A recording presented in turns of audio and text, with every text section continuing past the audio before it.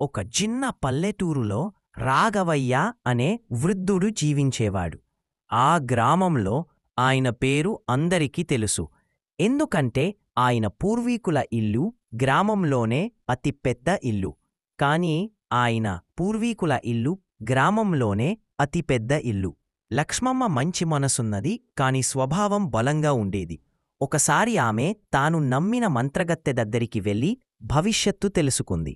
మంత్రగత్తె చెప్పిన మాటలు ఆమెను కలవరపరిచాయి. నీ ఇంట్లో రక్తపాతం జరుగుతుంది, ఆ రక్తం ఆ ఇంటిని దాయంతో నింపుతుంది అని చెప్పింది. ఆమె దాన్ని పెద్దగా పట్టించుకోలేదు. కాని కొంతకాలానికే కుటుంబంలో తగవులు మొదలయ్యాయి. సొంత ఆస్తి కోసం అన్నచెల్లెలు గొడవలు పడేవారు. ఒక రాత్రి కోపవేశంలో వెంకటేష్ తన చెల్లేలు సీతను కత్తితో పొడిచేశాడు. ఆ రక్తం ఆ ఇంటి మధ్యభాగంలో జారింది. సీత అక్కడిక్కడే మరణించింది. సీత ఆత్మ శాంతి పొందలేదు. ఆమె ఆత్మ దాయంగా మారి ఆ ఇంట్లోనే తిరుగుతూ ఉండేది. ఆ రోజు నుండి ఆ ఇంటి చుట్టూ వింత శబ్దాలు వినిపించేవి. రాత్రి సమయంలో కిటికీలు తమంతట తామే మూసుకుపోవడం, చిన్నపిల్లల ఏడుపు శబ్దం రావడం మొదలయ్యాయి.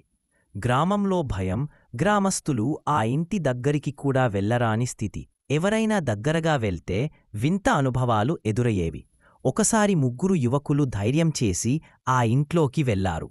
వారు తిరిగి బయటకు వచ్చినా మానసిక స్థితి తప్పిపోయింది. వాళ్లు ఏమి చూశారో చెప్పలేకపోయారు.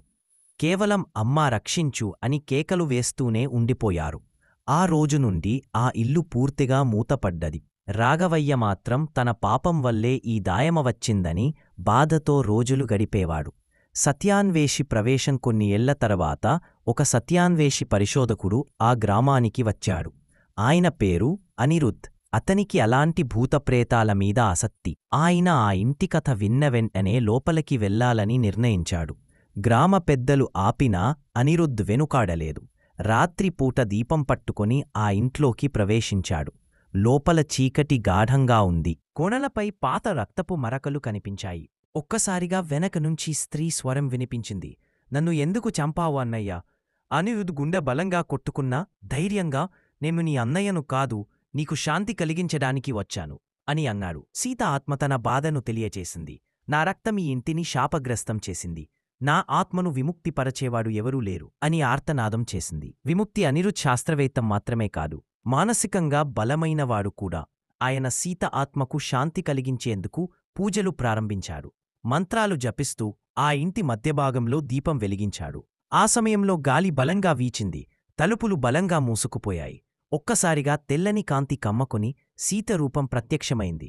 ఆమె కన్నీరు కాలుస్తూ, నాకు న్యాయము కావాలి, నా అన్నయ్య నన్ను ఎందుకు చంపాడో ప్రపంచం తెలుసుకోవాలి అని చెప్పింది. అనిరుద్ధ్ వెంటనే గ్రామస్తులను కూడగట్టాడు. వారందరికీ ఆ రహస్యాన్ని చెప్పాడు.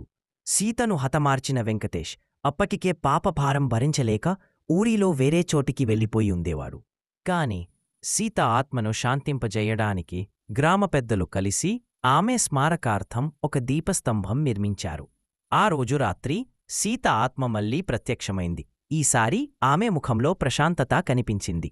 ఇప్పుడైనా నా పేరు మలినం కాదని అందరూ గుర్తించారు. నాకు శాంతి లభించింది అని చెప్పి కాంతిలో లీనమైంది.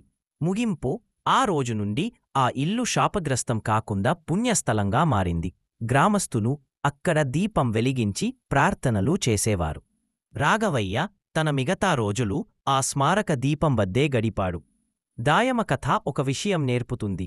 లోభం, కోపం, ద్వేషం మనిషిని మాత్రమే కాదు, మొత్తం ఇంటిని శపిస్తాయి. కాని సత్యం, శాంతి, ప్రేమ ఎప్పటికీ నిలుస్తాయి. ఇలాంటి మంచి మంచి వీడియోస్ కోసం మన యూట్యూబ్ ఛానల్ని సబ్స్క్రైబ్ చేసుకోండి.